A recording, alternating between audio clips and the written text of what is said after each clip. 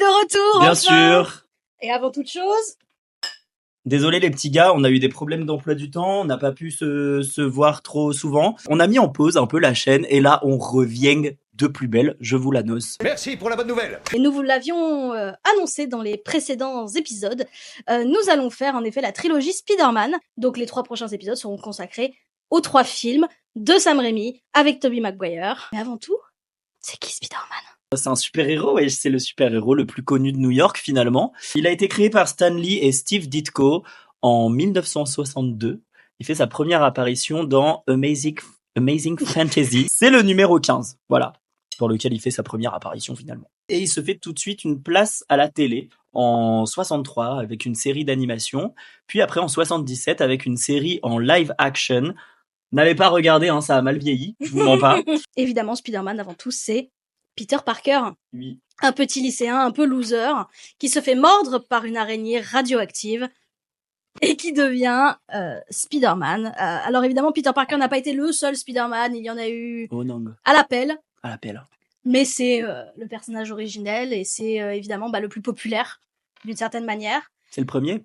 Première apparition au cinéma du coup en live action de Spider-Man en 2002 avec ce film réalisé par Sam Raimi, et 2002 évidemment c'était les 40 ans de Spider-Man. J'aimerais te poser une petite question à toi. Oui, je suis prêt. Qui est ton Spider-Man préféré dans les acteurs ? Moi, j'ai un petit crush sur Andrew Garfield. Ah, Je vous mens pas. mais quels sont tes films les préférés de jours. Spider-Man ? Moi aussi, Andrew Garfield, c'est mon Spider-Man préféré, mais je trouve que les films de Sam Raimi avec Tobey Maguire sont les meilleurs films Spider-Man. Oui.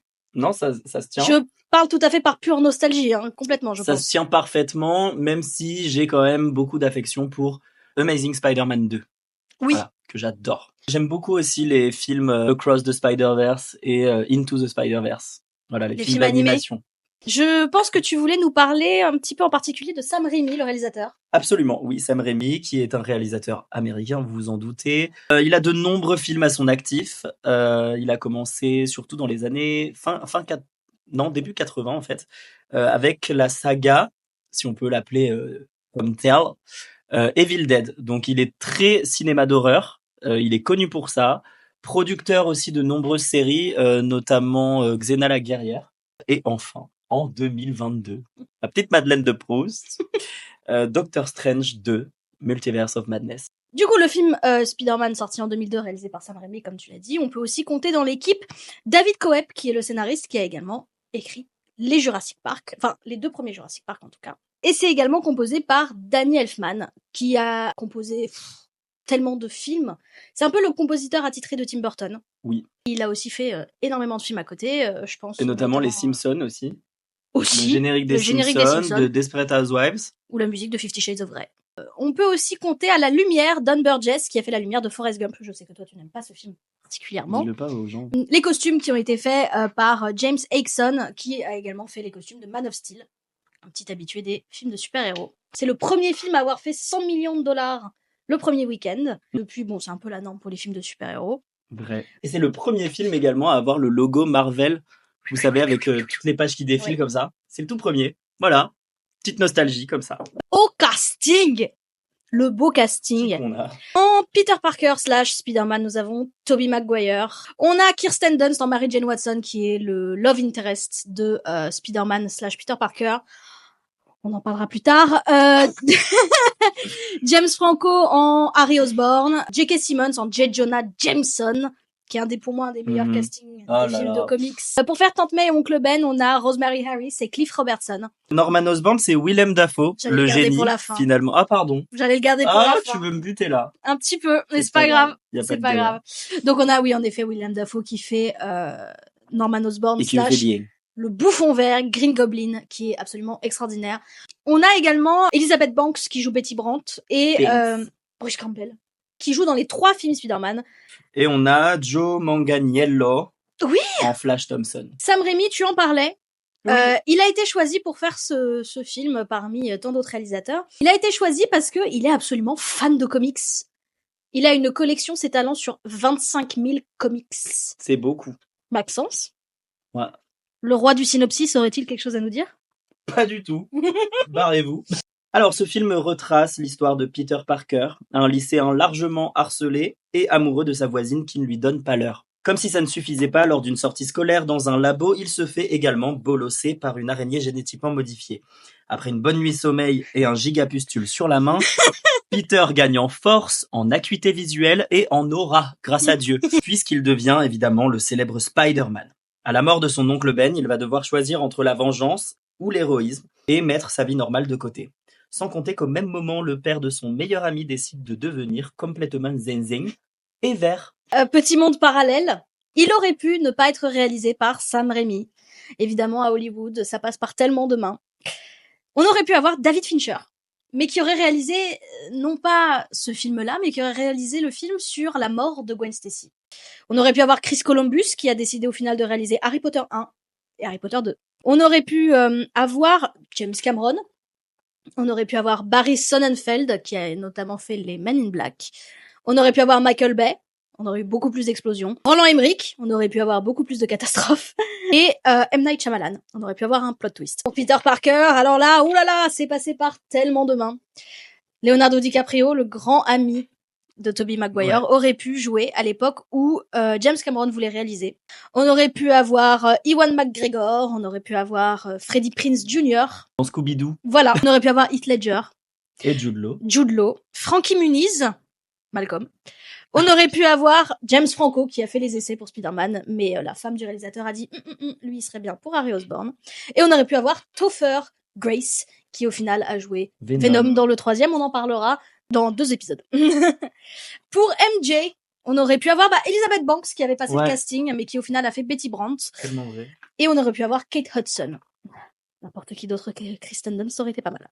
Et enfin, pour J. Jonah Jameson, on aurait pu avoir, et oui, ce n'était pas forcément que J.K. Simmons, on aurait pu avoir Hugh Laurie, on aurait pu avoir Michael Keaton, Batman, et on aurait pu avoir Stan Lee. Parce que Stan Lee voulait absolument jouer J. Jonah Jameson, mais il s'est rendu compte qu'il était trop vieux, qu'il fallait passer un peu la main à quelqu'un d'autre. Mais tant mieux, on l'a dans des petits caméos, c'est tout aussi bien. Enough said.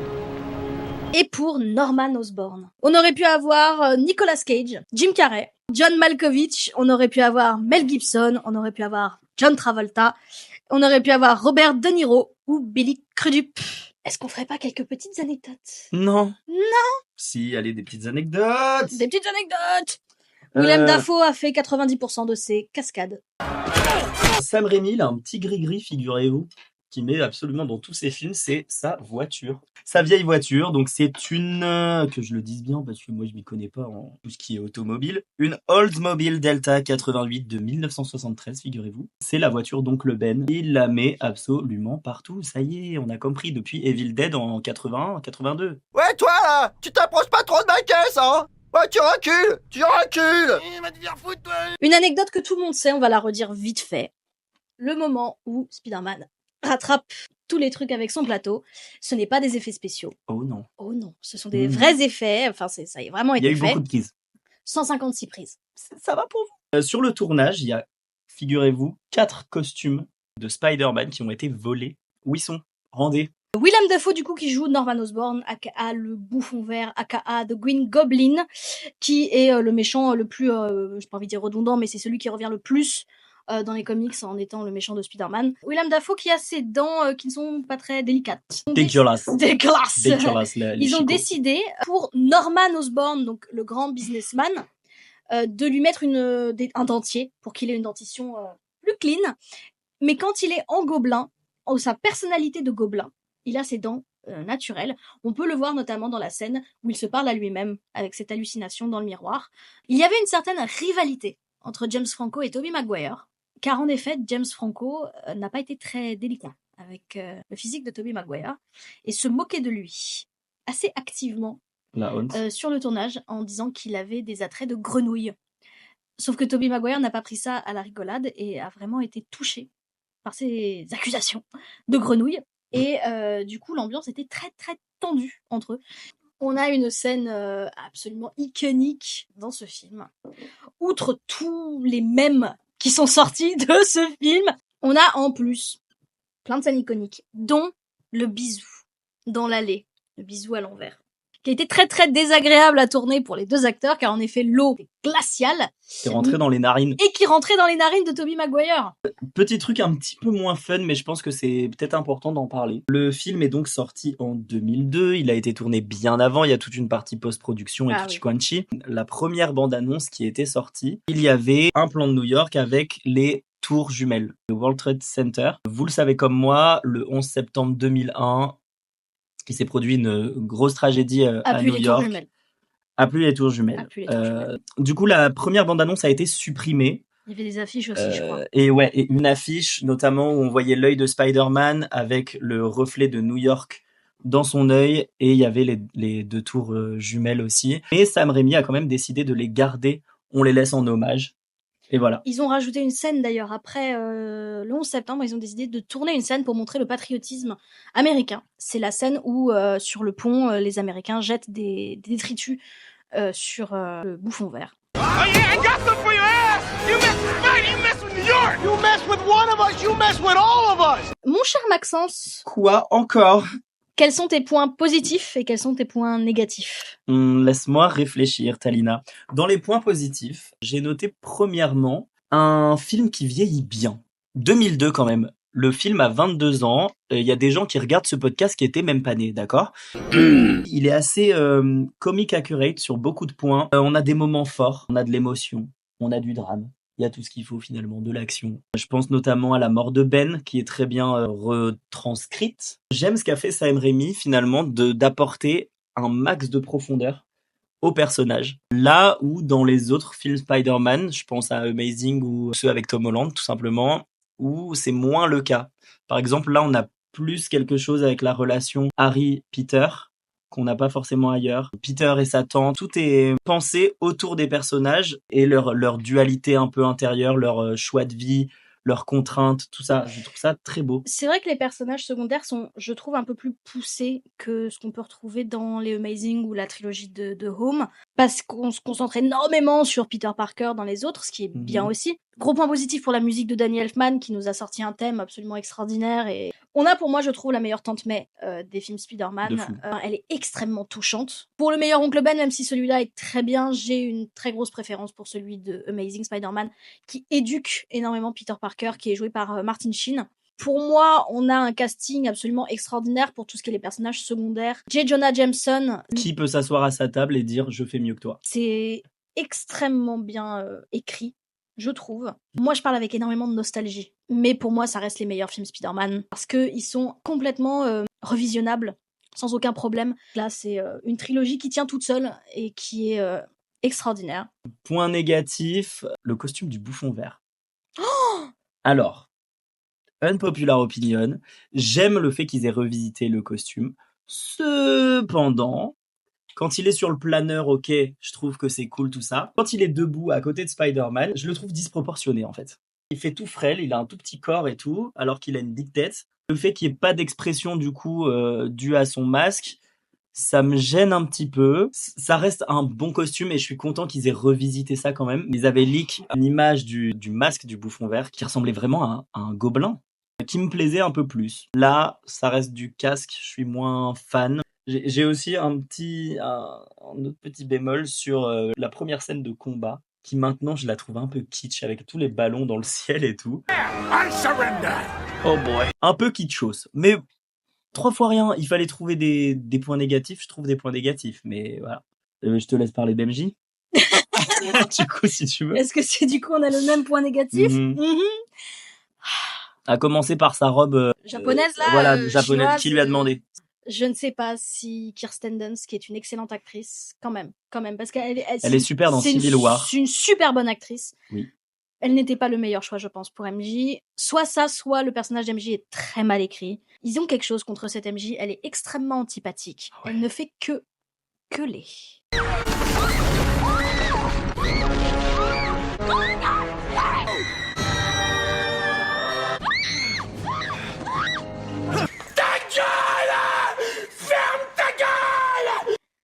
Je ne sais pas comment ces cordes vocales ont survécu à ces films, ou comment Tobey Maguire a survécu à avoir ça dans ses oreilles. Comment laisser passer ces cris absolument. Mais même Kirsten Dunst, elle l'a dit elle-même, je déteste quand les meufs crient autant dans les films et tout. Et je pense que ça devait être une question de direction, mais c'est vraiment... En fait, le personnage d'MJ n'est pas du tout poussé, Ouais. sauf d'un pont, mais c'est vraiment la minette de service qui a tout le temps besoin d'être sauvée. Et archivénal, si je peux me permettre. Ah oui, elle a la tête de linotte entre Harry et Peter. Franchement, ils auraient pu écrire un truc un peu mieux pour Bien MJ, sûr. qui est un personnage phare des comics, qui est normalement ce personnage hyper sulfureux, dont Peter est fou amoureux et on comprend pourquoi. Là, c'est dommage. C'est dommage parce que Dieu sait qu'on pouvait faire quelque chose avec MJ et là, elle est insipide et nulle, tout simplement. Et puis, il faut qu'elle arrête de gueuler, quoi. Ça, on le verra au fur et à mesure des films Spider-Man, mais moi, je n'ai aucun investissement dans leur couple. Vraiment, on s'en fout. On s'en fout. Bien que Spider-Man ait été nommé pour 2 Oscars, Maxence, tu as un trophée à désigner. Ouais, je voudrais décerner Décerner, je veux dire. Ouais, c'est pas grave. un trophée que je nommerai Suzanne Laconne. Et ce trophée Suzanne Laconne, vous me voyez venir, il revient à Mary Jane the motherfucking Watson. Qu'on peut pas blaire, Talina et moi, finalement. Non, faut que je me calme. Mary Jane est la voisine de Peter, d'accord? Peter, on le sait dès le début, il est follement amoureux de Mary Jane. Mais la petite pute, elle ne le calcule pas, d'accord? On apprend dans le 2 qu'ils se connaissent depuis qu'ils ont 10 ans. À peu près, c'est quelque chose comme ça. Ils vivent vraiment l'un à côté de l'autre. C'est le bat en face. Dans le bat. T'es cool, toi. Carrément, Peter, quand il est dans sa chambre, il a vu sur la chambre de Mary Jane. Déjà, ça, c'est cringe. Creepy, un peu, il fait peur. On voit, lors de la sortie scolaire, tout ça, que finalement, Mary Jane, elle a pas l'air de connaître Peter. Genre vraiment, qui t'a envoyé? Il est là. Est-ce que je peux te prendre en photo, s'il te plaît? C'est bon, genre parle-lui normalement. Vous prenez le même bus, vous allez dans la même école, genre tranquille. On apprend qu'elle a un background familial assez compliqué. Désolé ma pupuce. Cependant, lors d'une conversation avec Peter un soir bien trop tard lorsqu'il sort les poubelles, elle cut la conversation pour aller rejoindre un boug qui a une belle voiture. Sympa, c'est adorable ça. C'est là où je veux en venir, c'est qu'elle est un petit peu vénale la miss. Plus tard, dans le movie, on apprend que Mary Jane Watson, sa coquine de Harry Osborn, le gars le plus tuné du lycée. D'accord, Harry Osborn, on le rappelle, c'est le meilleur ami de Peter. Lui aussi, gros connard. À quel moment tu fais ça à ton pote? Ça fait 15 ans qu'il veut la gérer. Bref. Et encore plus tard dans le film, Spider-Man sauve la belle Mary Jane. Elle décide de le galoche. Tu ne sais pas qui c'est. Peut-être qu'il est moche. Le gars est masqué. Il fait peur. Il est dans la night. Il pleut. Tu le galoches comme ça? N'a-t-elle pas de principe, pas de valeur? Grosse cochonne. Tout ça pour la fame. Voilà. J'y reviendrai plus tard. Ça m'a gonflé. Donc ce trophée de Suzanne Laconne. Ce trophée de Suzanne Laconne pour la grosse Mary Jane Watson. J'ai mis 4,5. Et moi, ce sera 4 sur 5. Super. Vous l'aurez compris, notre prochain épisode, ce sera Spider-Man 2. On est ravis de faire ça pour vous. Si vous avez aimé cet épisode, n'hésitez pas à lâcher un petit com, un petit pouce bleu.